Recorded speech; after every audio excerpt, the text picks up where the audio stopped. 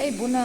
Aș vrea să vă prezint menajera mea, ajutorul meu de nădejde, pe care m-am hotărât să-l achiziționez acum ceva timp în urmă, să zic cam de vreo lună de zile. Sunt mega încântată de alegerea făcută și ce credeți, vreau să vi-l prezint și vouă. Un aparat super tare din toate punctele de vedere. În acest moment de sâmbătă stau relaxată, beau o cafeluță, iar menajera mă ajută și îmi face o curățenie super, super tare. După cum se poate vedea, nu se izbește sub nicio formă, cum am găsit în foarte multe review-uri până să mă hotărăsc să cumpăr acest robot. Aspiră extrem de bine, se poate vedea că merge foarte bine și pe covor și pe parchet, fără niciun fel de problemă.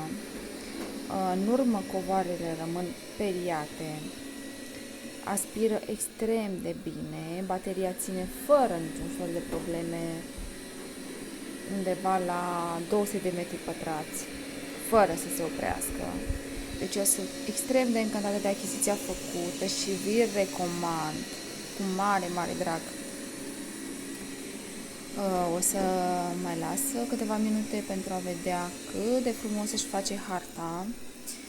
Să vă comunic că toate acestea le face prin Wi-Fi, deci instalez frumos o aplicație pe telefon și de acolo îl direcționez în ce zonă a casei vrei să curețe, de acolo intră pe modul pauză, de acolo intră pe modul curățare.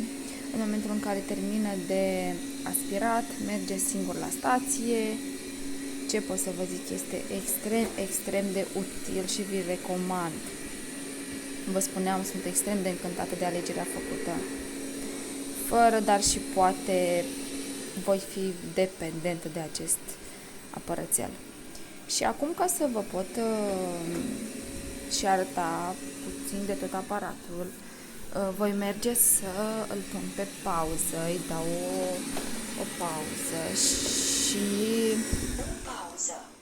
voi pune pauză în acest moment ca să nu ies din video, voi pune direct de pe apărățel, dar de obicei nu folosesc acest butonel pentru că prefer să îl folosesc de pe aplicație. Și aici se vede frumos numele, sunt foarte încântată de alegerea făcută. Aici se poate vedea cât de frumos, avem tot ce avem nevoie noi, avem o periuță pe care o folosim pentru a curăța filtrul. Aici filtrul se poate vedea cât de ușor. Recipientul de praf a fost Scos și cât praf a scos, vă zic sincer, până să mă hotărăsc să achiziționez acest aparat, m-am tot gândit de foarte multe ori dacă va fi eficient și dacă va face față. Recipientul de praf este instalat.